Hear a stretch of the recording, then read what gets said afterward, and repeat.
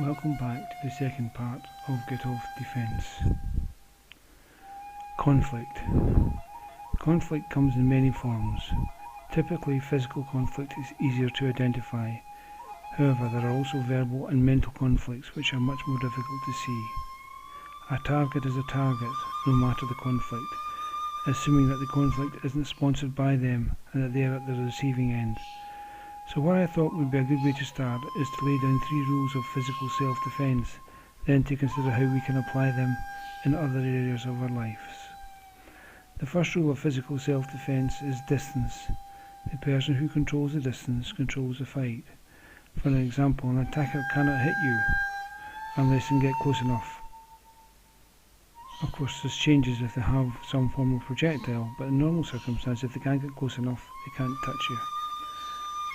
As a defendant, by using distance, you can encourage your assailant to move into your defence techniques. Those defence techniques are sometimes the same as attacking techniques. It is just a question of when and how you apply them.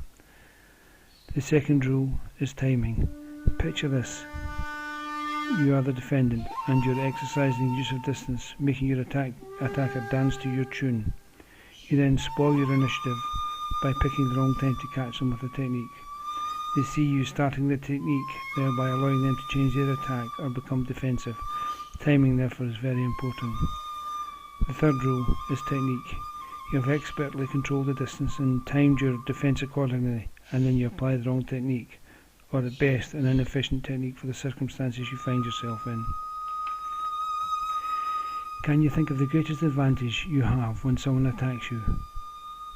Granted, it is much better not to be in that position.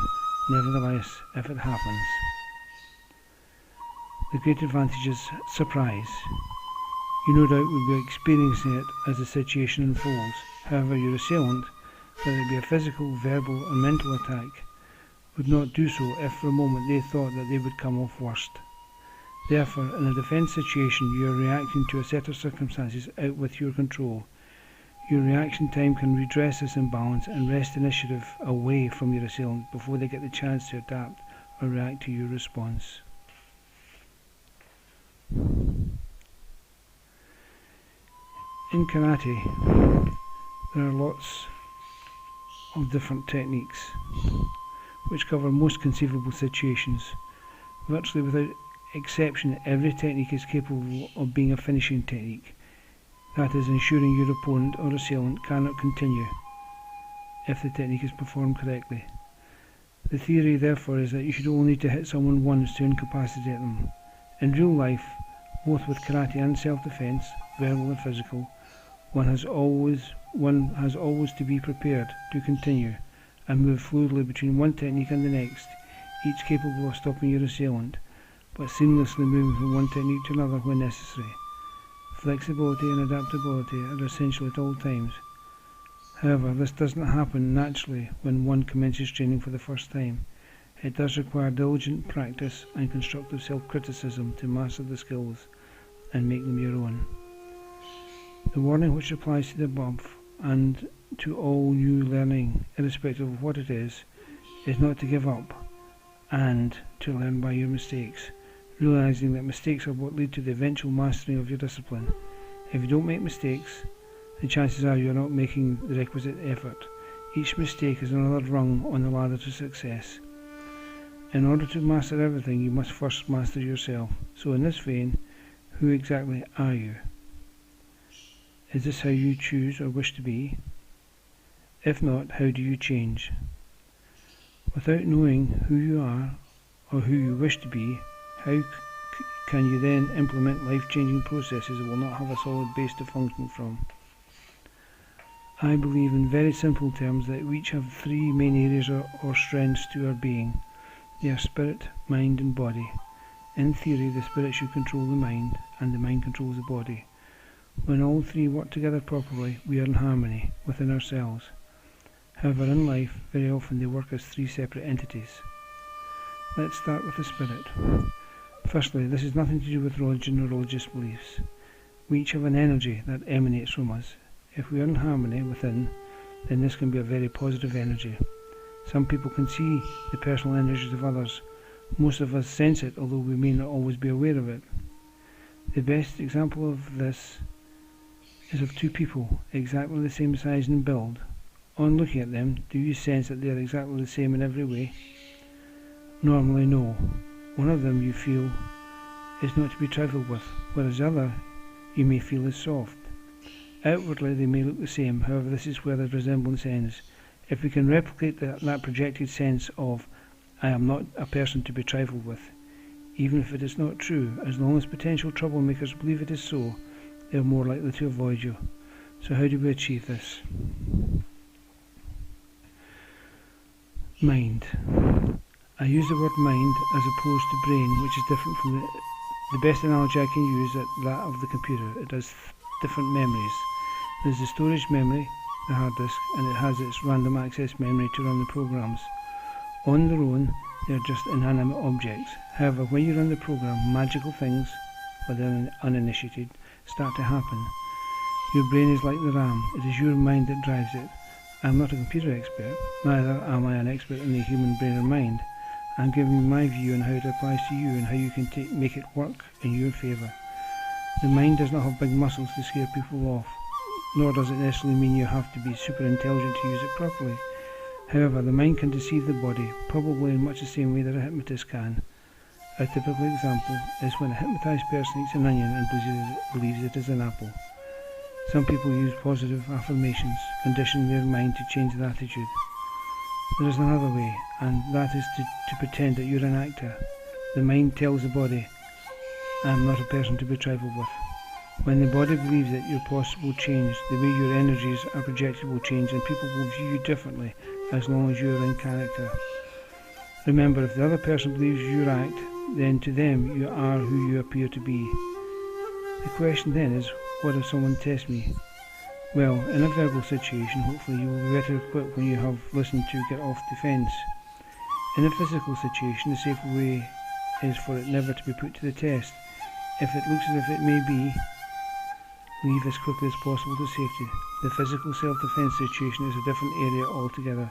The best way of building up real confidence is to take up a martial art with a qualified and competent instructor. Body. This leaves us finally with the body. You can exercise it and you can have a wonderful physique, but unless your mind is correct, it will not necessarily make any difference. If the spirit is strong, the mind will be strong, and the energies will be positive and an effective deterrent. You may ask, how do I make the spirit strong? If you're breathing, your spirit is strong, you just don't realise it. The mind, therefore, is the deciding factor. Now, there are other factors too, which have a major influence on whom and how you are. Believe it or not, breathing is one of them. It is the first thing you do in this life, and it is normally the last. People, certainly in Western society, tend not to breathe properly. People who are nervous tend to take short breaths. Try taking shorter breaths now, and your mind and body will start to become agitated. Slow your breathing down, and your body and mind will start to become more relaxed. When I was a child, I could not breathe through my nose properly. In my adult life, I had an operation on my nose because it had been broken. They fixed the break and the breathing problem at the same time, and I could not believe the difference. That in part made me realise how much the way we breathe affects our lives. How do you change your breathing? Quite simple really. As with all things, it requires practice. Not only will it in all probability affect the way people see you, it will improve your well-being also. The exercise I normally recommend for breathing is loosely based on an ancient Chinese exercise system. Ask yourself this question first. How often do I stand still and do absolutely nothing? If you answer the question truthfully, it's almost certainly your answer will be never. There are always distractions around us. Now that in itself is not a problem, for with practice you can apply this exercise in any situation. Stage 1. Find a quiet area, stand comfortably and relax. Bend the knees slightly, keep the arms positioned approximately 2 inches from the body and keep your back straight. Just a simple warning. Have the back of a chair in front of you to start with in the unlikely event you feel dizzy. Remember that whilst this is a very simple exercise, you will not in all probability be used to standing still and breathing the following way. Stage 2. Breathe gently but deeply in and out through your nose. It is important that you work on gently expanding and filling your lungs. In Western civilization, we normally tend to use only a small part of our lungs. In order to achieve this will take time and practice. Imagine you are inhaling from the floor to the very top of your head. Again, I emphasize that the breathing should be gentle. The same principle applies when you reverse the process and you exhale. To begin with, you will find that you are restricted by your old breathing habits, so do what you can and always endeavour to expand your breathing more every time you practice. As far as practice time is concerned, allow 2 minutes the first time, then increase the time as you progress until you can stand this way for approximately 15 minutes. The importance, as mentioned earlier, is in the practice. In time, you will be able to relax your mind and body virtually instantly. There is another major health benefit too. As you breathe more deeply, you oxygenate the blood more fully. This speeds up the healing process within your physical body. Over time, you will become more aware during the exercise of the unseen energy, which is an intrinsic part of you. For example, you may feel one hand warm and the other cool. By performing the exercise properly, you are endeavouring to bring all your energies into harmony with each other. The end of section 2. Thank you for joining me. I hope you'll join me again for section 3. Thank you. Bye.